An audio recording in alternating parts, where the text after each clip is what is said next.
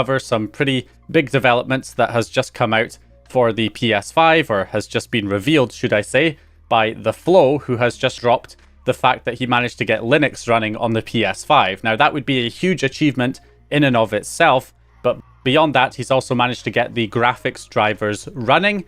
So he says here, I ported Linux to the PS5 and turned it into a Steam machine running GTA 5 enhanced with ray tracing enabled.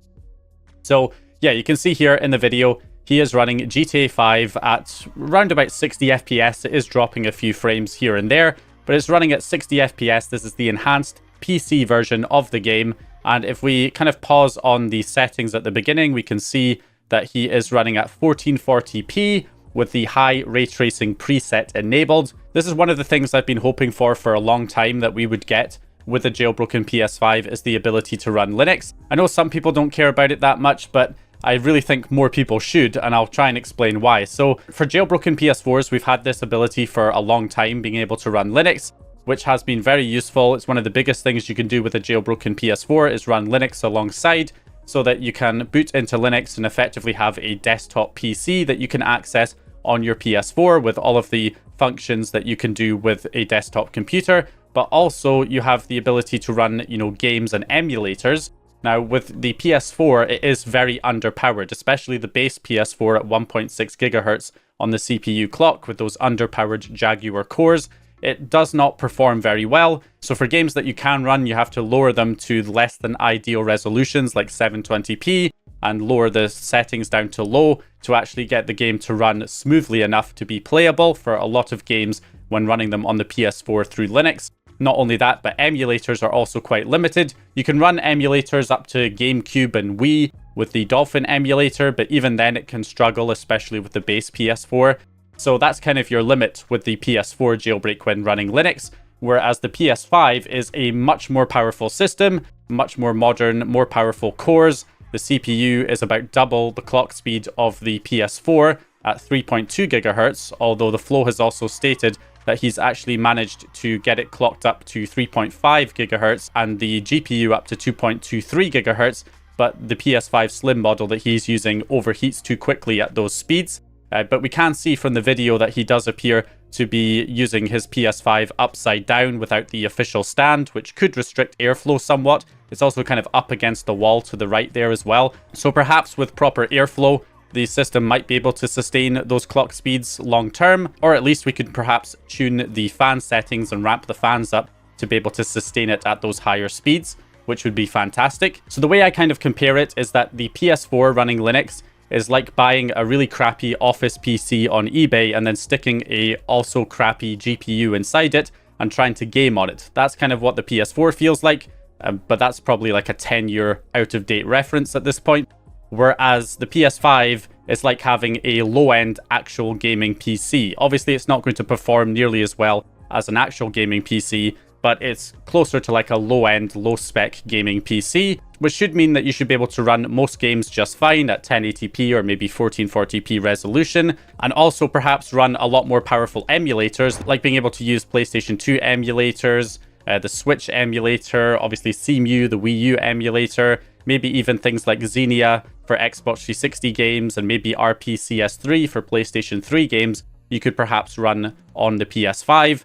I know it is a very heavy emulator on the system, so I'm not sure how it would handle that. I haven't really been keeping up with all of the updates on RPCS3, so perhaps it's gone through a lot of optimization since I last tried to use it, and therefore, it might perform a lot better now and be able to run on the PS5 and get games running smoothly. So yeah, we could potentially run Xbox 360, PS3 games, perhaps, Switch games on a PS5 when running Linux, as well as running PC games. Because of course you can play PC games online, it's not restricted, and you don't have to pay for a PSN subscription to play PC games online.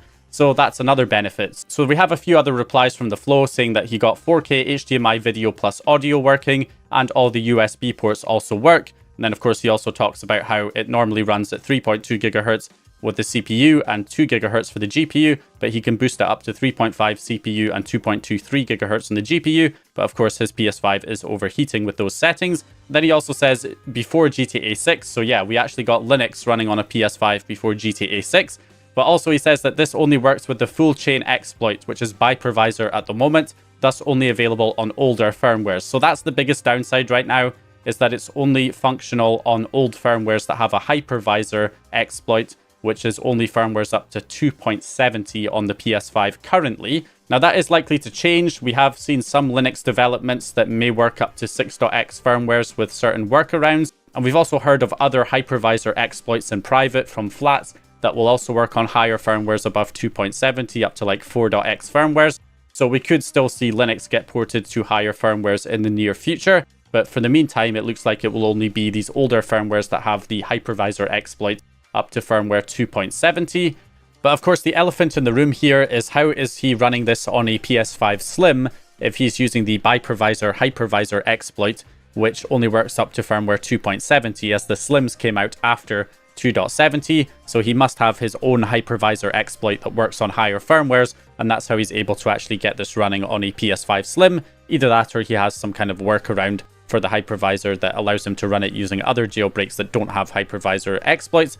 But more likely he has some kind of private hypervisor exploit that he's using to be able to run this on a Slim. Otherwise, the only PS5s that should be able to run this that have a publicly available hypervisor exploits are going to be base model PS5s, because those were the only consoles being produced at the time when those older firmwares were out up to 2.70.